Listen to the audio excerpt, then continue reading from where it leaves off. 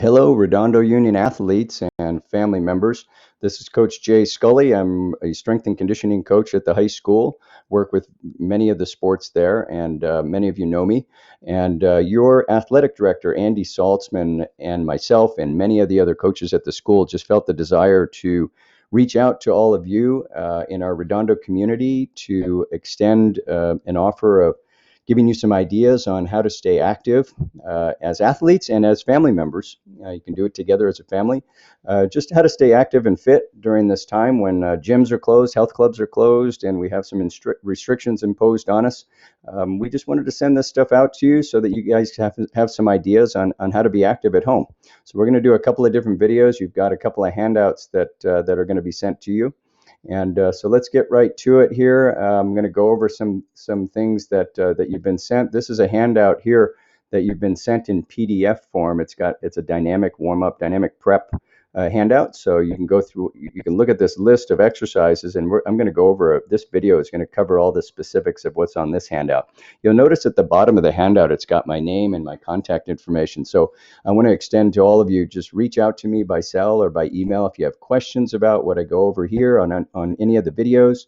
Please reach out. I'd love to help anybody navigate some of this stuff. And if you have questions about any other more creative things to go through as we go through this stuff, just let me know. I'd be happy to help you out.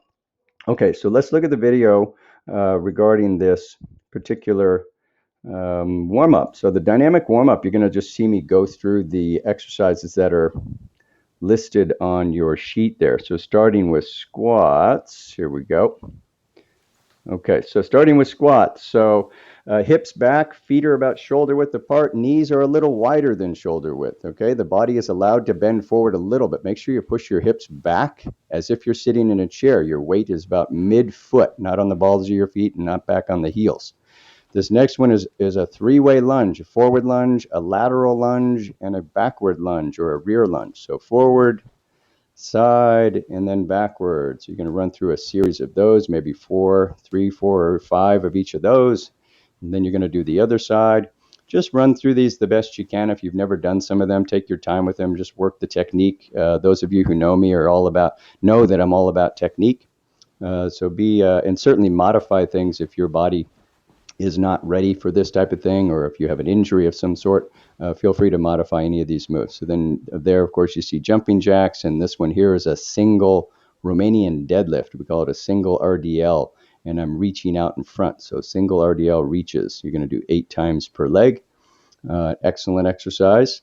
And then the next one, we call it toy soldier. So many of these moves are done in a moving fashion where you're going maybe 10 yards down the way on a field, but they can all be done stationary like I'm doing them here. So toy soldiers, and then you soccer players are used to seeing open the gate and close the gate, so it's a good hip warmer-upper and dynamic mobility move. Okay. Again, take your time with all of these as you do them, and then we move on to a little bit more upper body warm-up after that. So we go arm circles, and as you're doing this, just make sure you're breathing regularly. You're trying to keep your stomach a little engaged and tight. You do tight circles front and backward, and then you do some big circles backward from there. Yep, good, just nice and easy with the shoulders. Okay, and then we've got torso twist. Some people call this a washing machine, so it's just turning the hips and the upper body. You can kind of bring the elbows in there, bend the elbows, get a different variation on that as well. Okay, all right. So I'm going to pause it right there before we move it to the next one. On your sheet, you've got an exercise called frog squat. And in the frog squat, let me see if I can find it here. The frog squat actually looks like this. So it's typically a movement that either has the hips going up and down. Oftentimes we do it as a holding move where you just hold this bottom deep squat, trying to retain really flat back, head up, chest up, hips low, knees very wide. Your elbows and arms are inside your knees, and you try to keep your heels flat. It's an excellent mobility exercise for your hips and for your spine. So that's on your sheet. I just don't have it in my video. Okay, moving on to the floor. So we've got the cat-cow in yoga. So the cat arch is just bowing up and then arching down, up and down nice and slow, just mobilizing the segments of your spine. And this one we call bird dog or quad arm leg raise. and very stable with the torso. So you want to be very flat with your spine. Your neck stays neutral. You're just kicking one leg out and the opposite arm out in front, and just keep your stomach tight as if you can take a punch. So it's all about maintaining stability in your torso. Okay.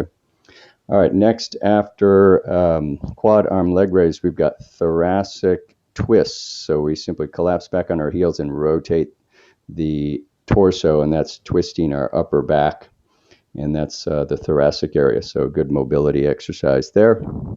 Okay, and then we move right into push-ups. So on the push-ups, you'll notice that first what I do is I kind of adjust my pelvic tilting. So I kind of start in a little bit of an arch right here.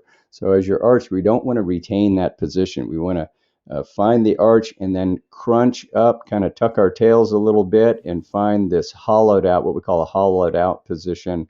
So kind of stretched out in the back, really crunched in the abs in front, and you're just a flat tabletop in the on your back. And then as you do your push-ups, you're going to retain that position the whole time. It's like a plank moving up and down. Okay. I tell my athletes that I'd rather your hips be a little bit too high compared to too low. Okay. So err on the side of hips being a little higher if you're questioning where they should be. And then we go mountain climbers or plank plank marching. Okay, it's a high plank leg march, nice and stable torso, and then we move into a mobility series starting with the Spider-Man hip stretch. Some people call this the world's greatest stretch. If you Google that, you'll see this stretch. It's excellent. So we do an elbow drive to the floor and T rotation, just makes it more dynamic. And then we stay on that side and do hamstring repeats. So we just try to straighten the leg on the front and try to push the hips up, and you do a handful of those nice and slow. Then we blend into the pigeon pose. The pigeon pose is for the hips. Some people like to collapse their leg all the way onto the floor. I kind of do a suspended version where my knee does not come all the way down. This one here is hip flexor stretching. So you try to tighten your backside, your butt on the right leg as you drive your hips forward and lean back with the arms up. And then I show you here just a tricep stretch version of that as well. So you're kind of multitasking there, stretching the front of your hip and the arm at the same time. Okay, moving on to rocking groin stretch. Sometimes I call this the frog rocker. It's a groin stretch, excellent stretch for the inner thigh muscles and for the hips. And you're rocking straight back for the most part, keeping your back straight. And then there's a single leg version of this where you kind of kickstand your leg out to the side and rock straight back and do the same type of stretch. Okay, just a different variation of the same double groin rocker. Okay, and then you, of course, anytime you're doing one-legged or one arm or one-legged movement, then you always do the other side as well. Okay, then we've got down dog and up dog. So down dog, we try to keep the back very flat, the heels flat. You're trying to push your head in between your armpits. And if you need to, you can walk your hands back. And then we go into up dog, or some people call this the cobra. Okay, so I kind of walk my hands back a little bit because I want a bigger stretch.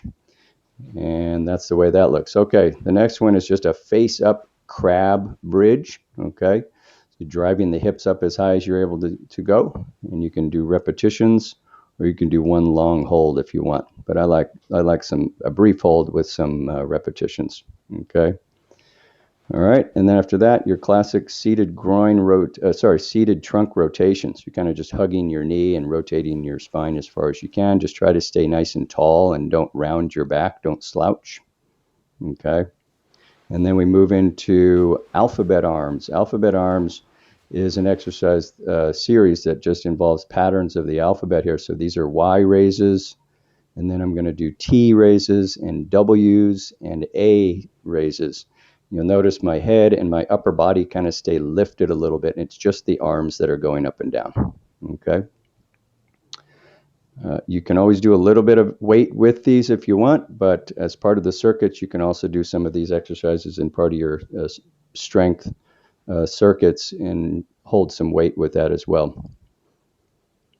If you don't have weight at home, there's all kinds of things you can hold, like cans of soup or water bottles or whatever you've got around the house, just as a little makeshift dumbbell or makeshift weight. Okay. And this last one is just prone snow angel or sweeping the arms back and forth. Okay. Okay. So that's pretty much the warm up. The next couple of videos that you will be sent will describe the circuits that you'll do as the real main part of the workout. So they're really usually 4 or 5 exercises that are put all back to back that are done in a circuit format. The sheet that you've been sent looks like this. It's multicolored sheet, so you've got day 1, 2, 3, and 4, and those can be done either separately. Always after you do each day, you'll always do that dynamic warm up that I just showed you, and then you can do in one day, maybe even day 1 and 2, or day 3 and 4, combine them and do a longer workout. So feel free to do that if you feel like you need a bigger workout. Okay, all the best. Be sure to reach out to me if you have questions, and make sure you stay Redondo strong.